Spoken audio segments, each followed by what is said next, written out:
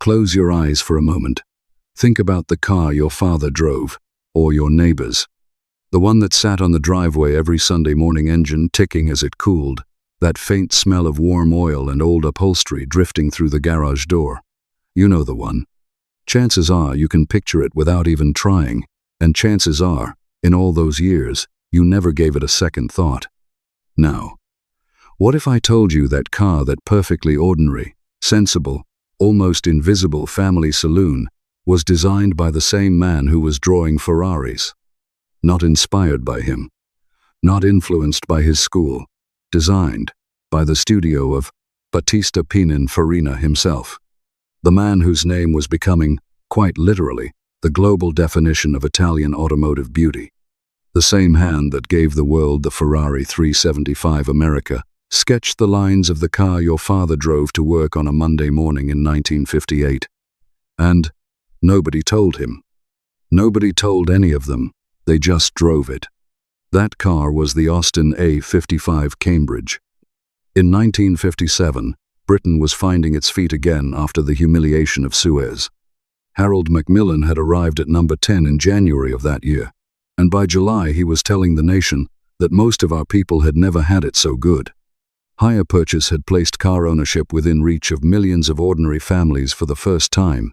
The roads were filling steadily with sensible family saloons, and British Motor Corporation (BMC) was determined to capture as large a share of that market as possible. What BMC's chairman, Sir Leonard Lord, understood better than almost anyone else in the British motor industry was that good design sells cars.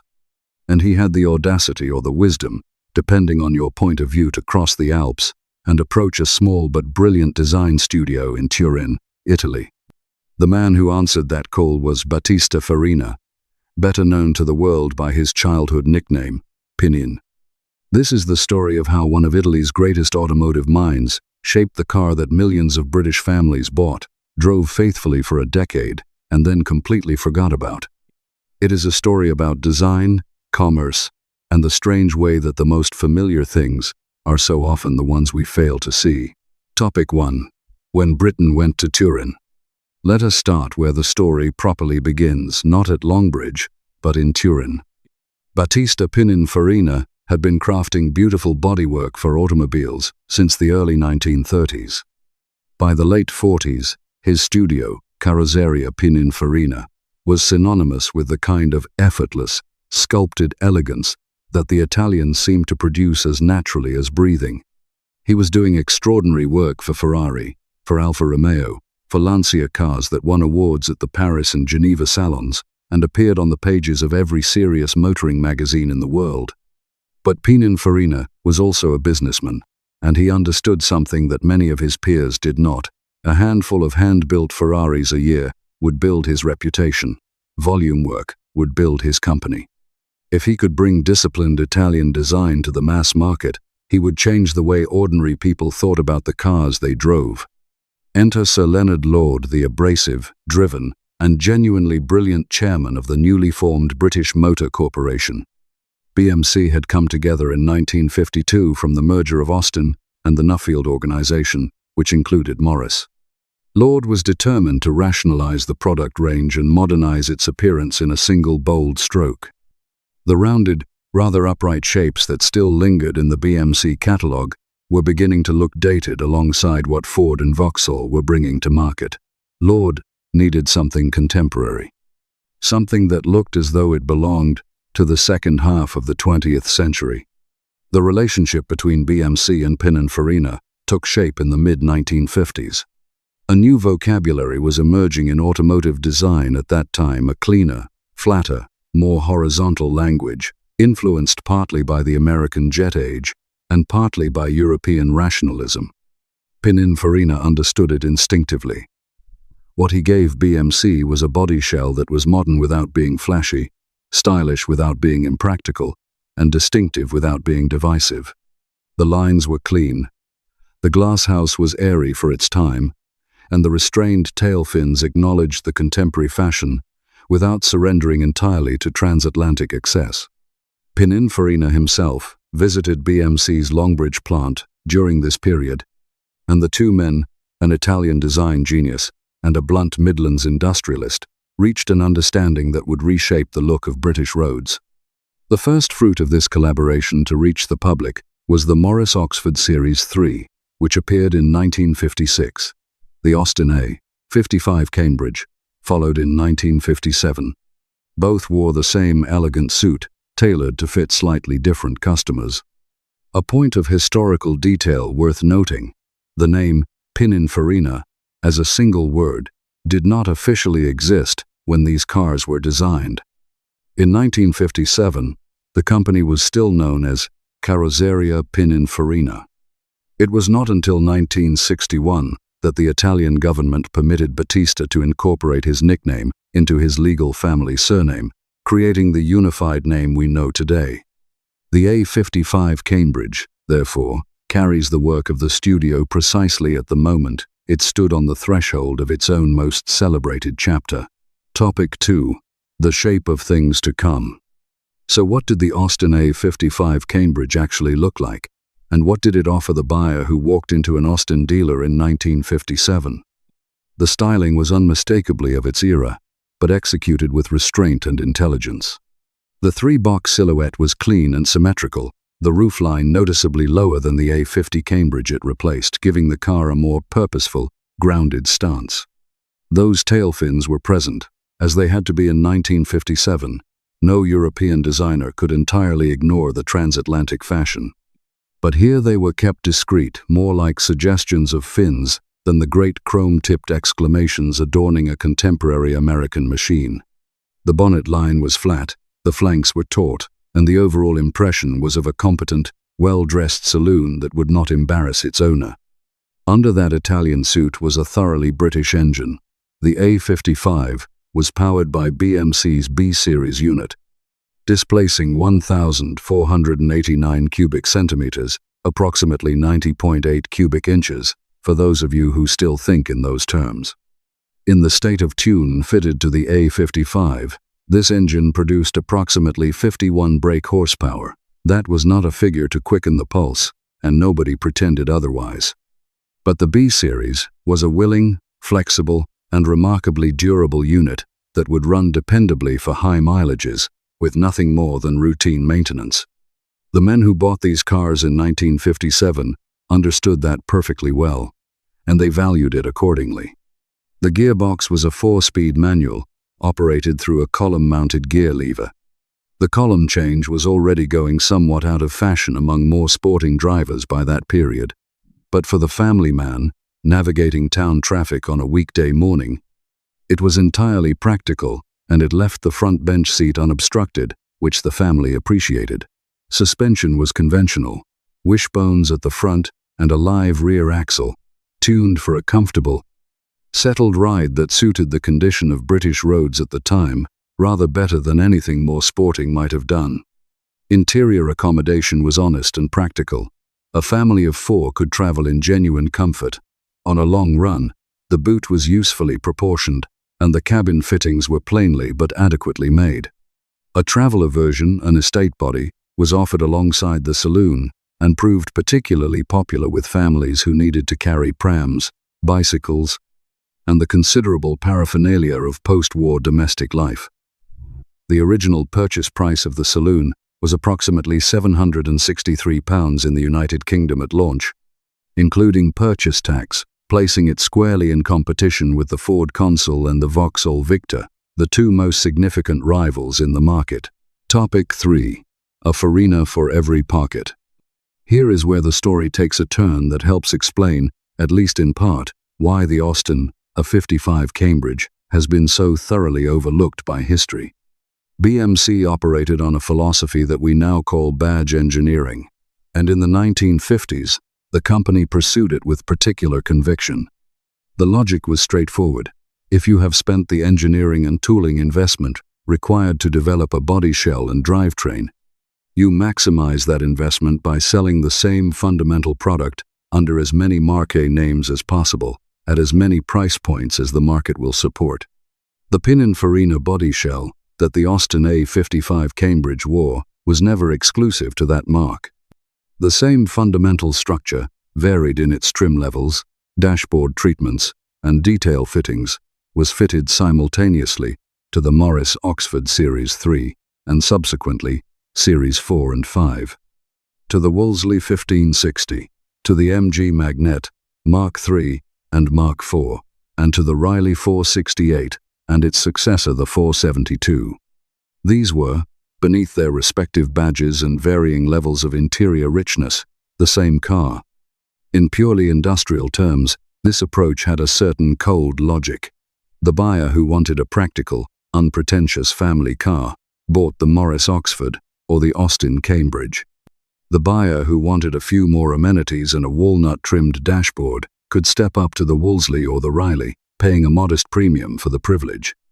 The enthusiast who wanted a sporting character within essentially the same envelope could opt for the MG Magnet, which offered a more firmly tuned version of the same B-Series engine and a slightly more driver-focused cabin. Everybody was catered for. But the consequence of this strategy, from the perspective of design, heritage, and cultural memory, was significant. The Pininfarina body became so widely distributed, appearing under so many different names and on so many different driveways, that it ceased to belong to any one of them. It was nobody's pride and identity, because it was effectively everybody's transport. There was no single marque that could raise its flag and say with conviction, "This design is ours. This is our statement. This is what we stand for." The design was diluted almost to the point of invisibility by the very scale of its own commercial success. The man who had drawn the Ferrari 375 America, the same Pininfarina, whose name was becoming synonymous with the most celebrated coachwork in the world, had given Britain a genuinely thoughtful, coherent design solution, and Britain had spread it across 5 different badges and sold it to anyone who walked through a dealership door, without particularly telling them what they were looking at. Topic 4. Britain in 1957. The world the A55 was built for. To understand who bought the Austin A55 Cambridge and why it mattered to them, you have to understand what ordinary life in Britain felt like in 1957. The previous year had not been comfortable. The Suez Crisis of 1956 had exposed, in the most public and painful fashion imaginable, the limits of British power in the post-war world. The political establishment had been shaken, the national confidence had taken a serious blow, and the sense that Britain's global position was fundamentally diminished was not easy to shake off. But Harold Macmillan, who took over at Downing Street in January 1957, was a man who understood how to project composure, and his famous statement in July of that year that most of our people had never had it so good captured something that was genuinely true about the texture of daily domestic life at that particular moment. Wages were rising in real terms. Employment was high. The consumer goods that had seemed unattainable luxuries in the austerity years of the late 40s were beginning to come within reach of ordinary working families. Refrigerators, televisions, and, increasingly, motor cars. The hire purchase system, the TIC, as people called it, allowed families to acquire goods they could not have bought outright, and the motor trade had quickly understood the implications. In this environment, the Austin A55 Cambridge was exactly the right car at exactly the right moment. It looked modern. It was designed with genuine professional skill, even if its Italian origin was not heavily publicized. It was honestly priced at approximately £763. A school teacher, a bank clerk, a factory supervisor, a small shopkeeper, the solid and respectable middle band of British working life could realistically aspire to own one, and a great many of them did. The competition, it should be said, was real and capable. The Ford Consul Mark II, which had arrived in 1956, was a strong and sensibly priced rival with a larger, more modern, overhead valve engine. The Vauxhall Victor F-Type, also of 1957, offered a more distinctly American flavor, more chrome, a more assertive stance that appealed to some buyers and put off others. The standard Vanguard was there. The Hillman Minx was there. It was a genuinely competitive market, and BMC could not afford to rest on the strength of the badge alone. The Pininfarina body, clean and honest and clearly of good quality, gave the A55 a quiet authority that served it well. Topic 5. How a classic became invisible. And so to the question at the heart of this film, why has Britain, and frankly, the wider world, so completely overlooked this design? Several factors converged, and they worked together with a kind of efficient ruthlessness. The first and most fundamental is sheer familiarity. These cars were genuinely everywhere. In the years between 1957 and the middle of the following decade, the Pininfarina family was one of the defining presences on British roads. In the same way that the Cortina would later become the defining presence, every street had several. Every car park was full of them. Rarity creates value in financial terms and in the emotional terms that feed nostalgia and collector interest. The Austin A55 Cambridge was never rare. It was as familiar as the red telephone box on the corner, and like the telephone box, familiarity had taught people to look straight through it. The second reason is the arrival of the Mini in 1959. 2 years after the A55 Cambridge launched, BMC produced what was arguably the most genuinely revolutionary car the British motor industry ever created. The Mini was a complete reimagining of what a small car could be, and it captured the popular imagination in a way that very few cars in history have managed. It became the car of a generation, a symbol of a particular moment in British culture that reached well beyond the world of motoring. When people look back at BMC's achievements in the late 1950s and early 60s, they see the Mini, and the rest of the range recedes into the background almost entirely. The third reason we have already discussed: the badge engineering that spread the Pininfarina design across too many marques to belong properly to any of them. Nobody had a clear emotional ownership of this design. It was everybody's car and therefore nobody's icon. And finally, there is the simple matter of survival. Cars driven by ordinary families on everyday errands, serviced with more attention to function than preservation, do not tend to survive in numbers. They rust in damp British garages. They get broken for spares when a repair becomes too expensive. They get traded in, and traded in again, until eventually the price of keeping them going exceeds whatever sentimental value they hold, and they go to the crusher. By the time a generation of enthusiasts developed sufficient distance and affection to want to preserve these cars seriously, most of the surviving examples had already been lost. The deep irony, and it is genuinely worth sitting with this for a moment, is that the man who designed the car your neighbor drove to the post office every Thursday morning was simultaneously creating some of the most beautiful and celebrated road cars in the world. The hand that drew the Austin Cambridge also drew the Alfa Romeo Giulietta Spider. The studio that sketched out the column change family saloon for Longbridge was also producing the coachwork that Ferrari was showing at the Turin Motor Show. Pininfarina moved between these worlds without apparent contradiction, because for him there was no contradiction. Good design is good design, whether it is draped over a 12-cylinder competition engine or a 1.5-litre B-series. Britain, however, never quite made that connection. The Austin A55 Cambridge will never command the auction prices of a contemporary Jaguar Mark II, nor the affection that the Mini inspires in anyone old enough to remember the 1960s. It was not that kind of car, and it was never intended to be. But it represents something worth remembering. It represents the moment when a canny British industrialist looked honestly at what his own design teams were producing, compared it with the best work being done elsewhere in the world, and made the practical and in its way courageous decision to go and find the best.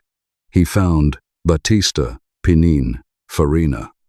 And Pininfarina gave him a design that was clean, intelligent, contemporary, and genuinely appropriate to its purpose. That design was then sold to hundreds of thousands of ordinary British families who drove it contentedly for years, without fanfare, without drama, and without any particular awareness that they were riding in something conceived by one of the most gifted automotive designers who ever set pencil to paper. There is a kind of quiet dignity in that story. These were not glamorous cars. They were honest ones.